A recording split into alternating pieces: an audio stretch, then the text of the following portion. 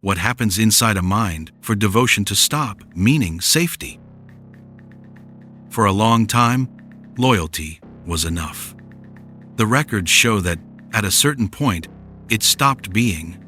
The first to disappear were no longer the declared enemies.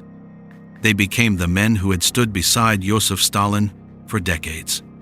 Not because they had changed, but because they had come to be seen differently. At what point does the need to protect yourself begin to turn allies into threats? But the truth is, it wasn't always like this. There was a time when danger still followed a logic. The first men persecuted by Stalin were real political rivals. Leon Trotsky, Grigory Zinoviev, Lev Kamenev. They disputed power, organized opposition, had influence, had followers, and had the real capacity to bring down the regime. Up to this point, the criteria was simple. To be treated as a threat, you had to represent one. Until the first case appeared that this logic could no longer explain.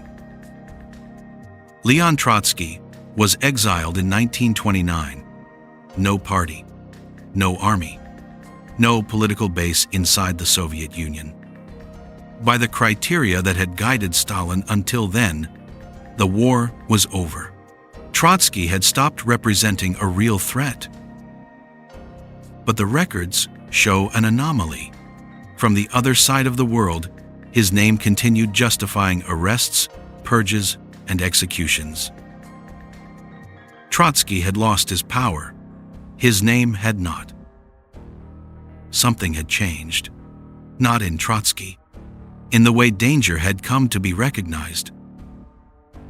And when a rule changes in the dark, no one realizes they've already started being judged by it. In December 1934, Sergei Kirov was assassinated. Kirov was not an opponent. He was one of the most influential men in the party, a longtime ally of Stalin. The expected response would have been to turn the investigation toward the regime's declared enemies. The records point elsewhere. In the weeks that followed, surveillance began reaching people who had always been on the same side. Senior party members, generals, advisors, men who had participated in building the regime itself. The boundary had shifted. Until then, suspicion separated allies from rivals. Now, it was beginning to cross that line. And when loyalty stops offering protection, no one can know anymore what it means to be safe. Common sense suggests a simple sequence. When the dispute ends, the violence loses its reason to exist. But the sources point in another direction. The period of greatest violence under the regime did not happen while Stalin was still fighting for power. It happened after. After he controlled the party, after he controlled the state, after the main rivals had already been imprisoned, exiled, or eliminated. Instead of diminishing, the list of suspects kept growing. The problem no longer seemed to be finding enemies. It seemed to be the inability to stop looking for them. Up to this point, there was still a possible explanation. Maybe those people really were conspiring. Maybe Stalin knew something the others didn't. But when the evidence is placed side by side, that explanation begins to lose its force. The documents don't show a large, organized plan by former allies to bring down Stalin, nor do they show that the so-called Trotskyists still had any real capacity to challenge the regime. And yet, they continued to be treated as a growing threat. For the first time, the investigation reaches a contradiction that's hard to ignore. The persecutions kept increasing, while the evidence of an actual threat did not. For decades, Vyacheslav Molotov was among the men closest to Stalin. He participated in building the regime. He remained at Stalin's side when many others had already disappeared. If loyalty still offered any protection, it was reasonable to expect it to appear in someone like Molotov. But the records show something else. In 1949, Molotov's wife was arrested. She was not an opposition leader. She did not lead a political movement. She was the wife of one of Stalin's most loyal collaborators. And still, suspicion reached his own home.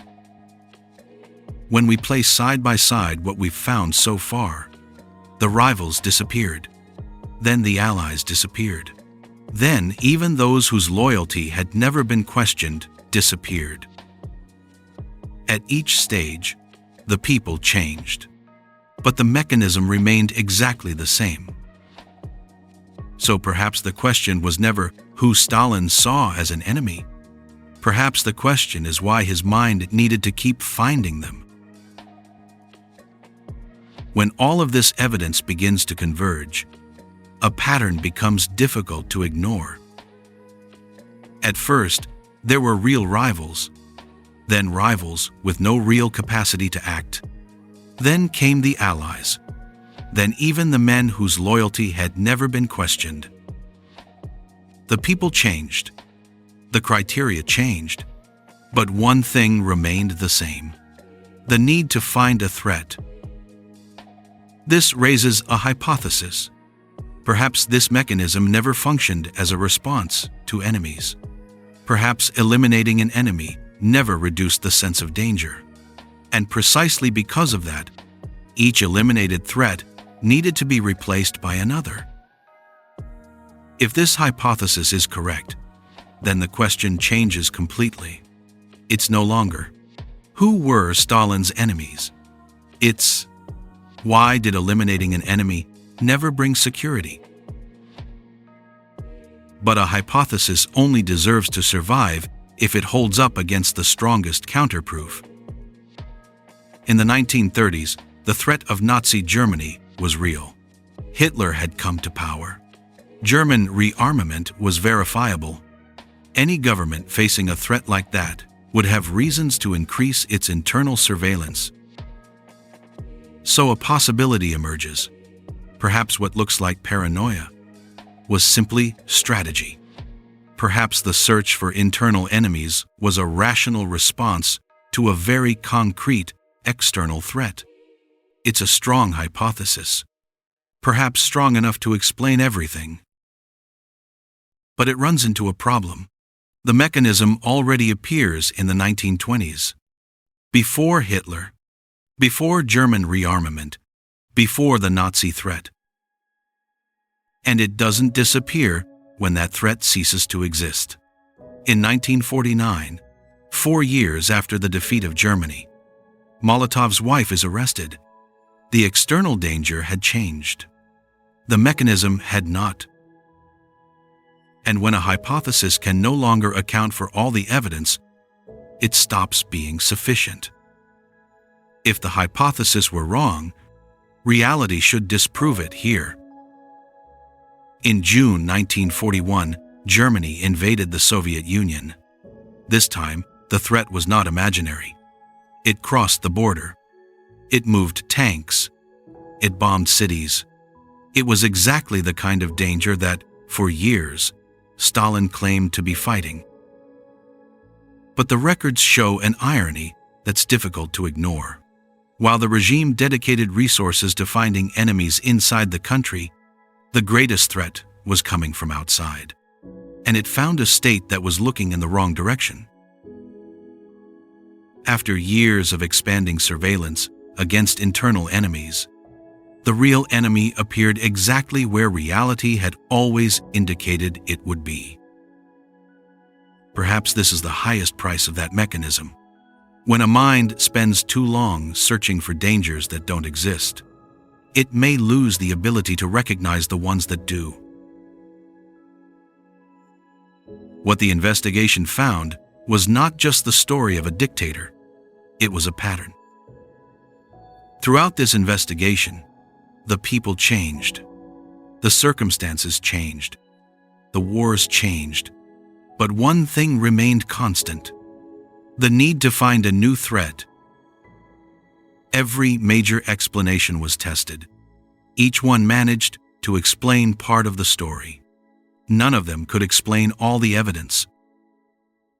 The only hypothesis that survived was another one. When the perception of danger stops depending on reality, it begins to produce its own threats. Perhaps this is the most silent trap of absolute power. Not the ability to destroy enemies, but the inability to exist without them. Because there are mechanisms that end when the danger disappears, and there are mechanisms that come to depend on it. At that point, the enemy is no longer discovered.